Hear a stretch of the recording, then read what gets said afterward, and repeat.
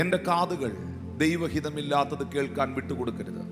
ഞാൻ ഇങ്ങനെ നിങ്ങളോട് പറയുന്നു, ഈ ലോകത്തിന്റെ ജഡീകതകൾ, പാപങ്ങൾ, വേസ്റ്റ് ആയിട്ടുള്ള തിന്മകൾ നിന്നെ ഇൻഫ്ലുവൻസ് ചെയ്യാൻ നിന്റെ ശരീരത്തെ നീ വിട്ടുകൊടുക്കരുത്. ഹല്ലേലൂയ.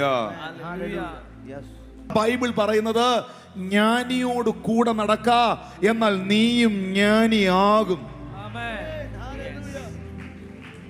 എല്ലാ റോങ് അസോസിയേഷനെയും എല്ലാ റോങ് കണക്ഷനുകളെയും കട്ട് ചെയ്ത് കളയണം.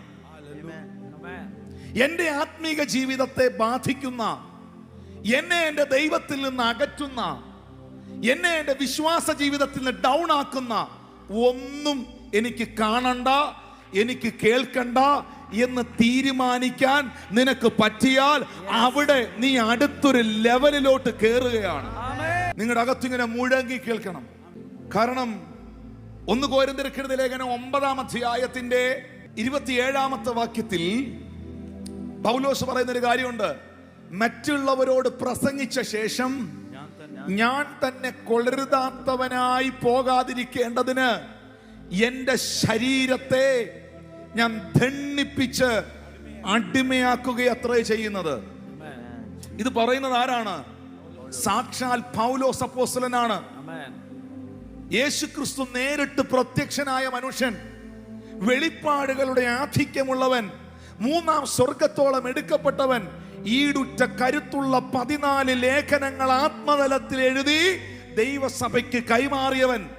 ആ പുള്ളി പറയാണ്, ഞാൻ കൊളരുതാത്തവനായി പോകുമോ എന്ന് എനിക്കൊരു പേടിയുണ്ട്. അതുകൊണ്ട് കൊളരുതായ്മയ്ക്ക് ഞാൻ കൂട്ടുനിൽക്കുകയല്ല. കൊളരുതായ്മ എൻ്റെ അടുത്തോട്ട് വരുമ്പോൾ അത് കേൾക്കാതെ, അത് കാണാതെ, അത് തൊടാതെ, അതിനോട് അസോസിയേറ്റ് ചെയ്യാതെ എൻ്റെ ശരീരത്തോട് ഞാൻ പറയും, തൊട്ടേക്കരുത്, നോക്കിയേക്കരുത്, അത് കണ്ടേക്കരുത്, അത് നിനക്കുള്ളതല്ല.